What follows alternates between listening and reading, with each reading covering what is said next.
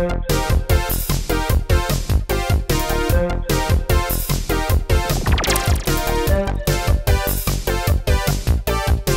and welcome back. I want to give you a rundown on the synths that I created for our remix of Bangy Bangy, which is available now. Let's have a look.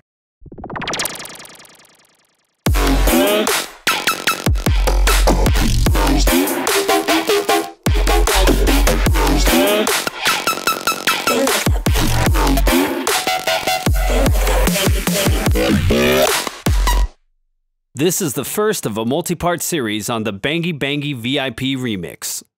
Let's jump into this pattern and take a look at some of these bass sounds. This is a pretty basic sound with a bandpass filter and automation on the cutoff and the volume of the first oscillator, with a little FM from oscillator 2. The effects add a little bit more color to the sound. I have a tube distortion here, which is meant to help the sound cut through the mix. Sometimes it's good to automate the distortion amount. I use the hyper effect to add widening to the sound, but any chorus will do. As a side note, I stopped using the dimension expander. Although the color that it adds to your sound can be pleasing, it completely disappears when someone listens to your track in monaural. I use the compressor in multiband mode to make my sound more aggressive. A little goes a long way. I use the EQ in the effects section to add more vowel contours to the sound. Usually I'll automate the frequency and/or the gain of the peak filters here. Listen to how it affects the sound.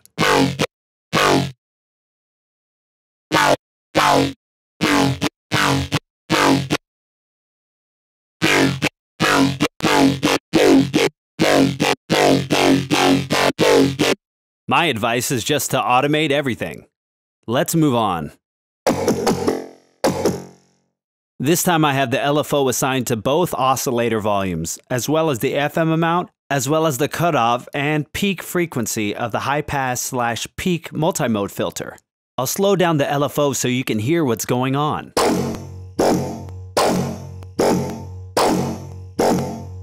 The cutoff frequency and the peak filter frequency are being automated in opposite directions to give it a more vowel sound. The curves on my LFO are steep and sharp to give it a more steep and sharp sound. I used a different LFO to control the volume of my sub-oscillator. However, I ended up using a completely different synth for my sub-oscillator.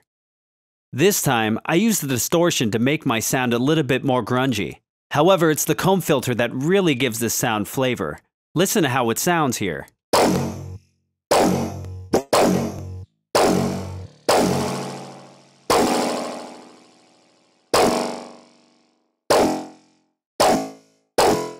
Sometimes I'll try to match the frequency of the comb filter to the frequency of my sound. You could use this effect as a sort of pseudo reverb and create all sorts of weird textures when you automate both the resonance and the cutoff frequency. It's pretty wild. Both of these presets will be available to download right away. Well, there you have it. If you thought this was helpful, make sure that you like, subscribe, all of that jazz. Try to spread it because we're trying to get this started to make this like a weekly thing. If you have any questions or you want me to tackle a certain issue, DM us or add a comment, because if we're helping people, then you're helping us, and we're trying to keep that whole thing going. Thanks for watching.